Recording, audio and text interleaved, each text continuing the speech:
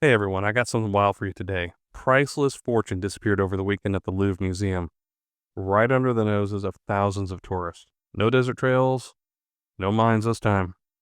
But this story was too important not to cover. We're talking about the jewels at the Louvre Museum in Paris. This story, and the audacity that those thieves had, is going to cause every museum to rewrite their security protocols going forward.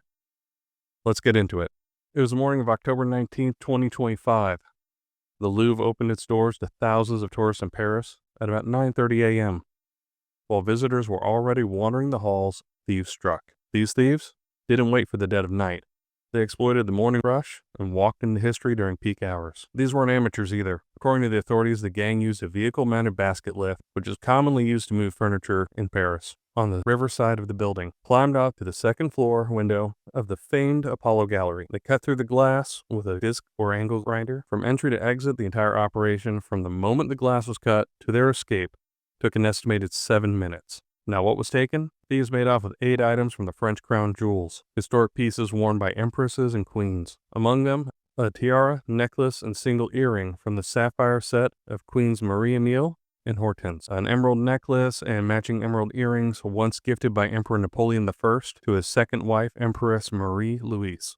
One of the most iconic items, the crown of Empress Eugénie, gilded and set with 1,300 diamonds and 56 emeralds. The thieves apparently dropped it on their escape, and it was later recovered, but it's damaged. These jewels are priceless. The museum said they couldn't even begin to put a price on these. Now, here's where the story crosses into what we do at Forgotten Fortunes. The idea of a fortune lost, hidden, or stolen. These jewels weren't hidden in a canyon or buried under the sand.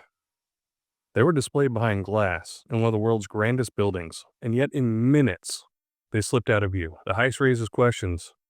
How did they pull this off? Why now? My guess is because the museum recently began a major restoration and security upgrade plan. These thieves found a gap. The thieves used construction cover, the lift, the traffic around the Seine. They fled on motor scooters they had waiting by the exit they came out of. No visitors injured, just silk, diamonds, and history vanishing into the morning traffic of the Seine embankment. Now, my usual stories take us out west. Ghost towns, hidden gold, desert legends, but this one, it's a reminder that fortunes aren't only in remote places. Sometimes they're on display, and sometimes they vanish in the spotlight. And maybe the lesson is simple. For every fortune we chase out west, there's a vulnerability right here on display. We focus on finding the lost treasure. They focus on how to make it disappear again. If you're curious to dive deeper, let me know. I'm thinking about doing deep dives on the whole heist. Probably a full podcast episode. Leave a comment and let me know what you think.